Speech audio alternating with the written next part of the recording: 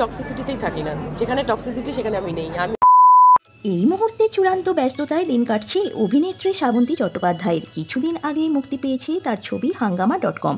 সামনেই মুক্তি পাচ্ছে শিবপ্রসাদ মুখোপাধ্যায় ও নন্দিতা রায়ের ছবি আমার বশ। সেখানেও এক গুরুত্বপূর্ণ চরিত্রে দেখা যাবে শ্রাবন্তীকে। নন্দিতা কড়া ধাঁচের পরিচালক। শ্রাবন্তী কোনোদিনও বকা খেয়েছেন তার কাছ থেকে? দ্য ওয়াল প্রশ্ন করতেই একগাল হাসি নায়িকার। বললেন, না, আমাকে একবারের জন্যও বকা খেতে হয়নি। পরের বার যখন কাজ করব তখন বকা খাবো কিনা জানি না, তবে এখনো খাইনি।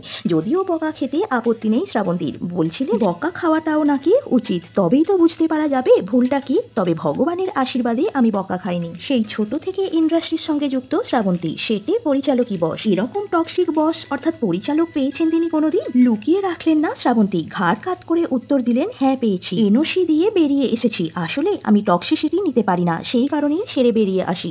কে সেই পরিচালক? টলিউডের চেনা কেউ? শ্রাবন্তী জানান, এই ঘটনা ঘটে তার কেরিয়ারের শুরুর দিকে।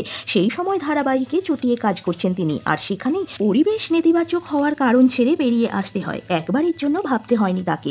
শুধুমাত্র আমার বশ নয়, আর কিছুদিনের মধ্যেই মুক্তি পাচ্ছে শ্রাবন্তীর কেরিয়ারের অন্যতম গুরুত্বপূর্ণ ছবি দেবী চৌধুরানী। ছবিটি পরিচালক করেছেন শুভ্রজিৎ মিত্র। ছবিটি নিয়ে উত্তেজিত শ্রাবন্তীও। নিজেই বললেন, এরকম চরিত্র আমি আগে কোনোদিন করিনি।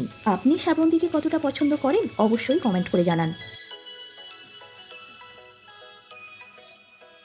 এইরকমই ভিডিও সবার আগে পেতে হকটক চ্যানেলটিকে অবশ্যই সাবস্ক্রাইব করে রাখুন এবং একই সঙ্গে লাইক, কমেন্ট, শেয়ার করতে ভুলবেন না।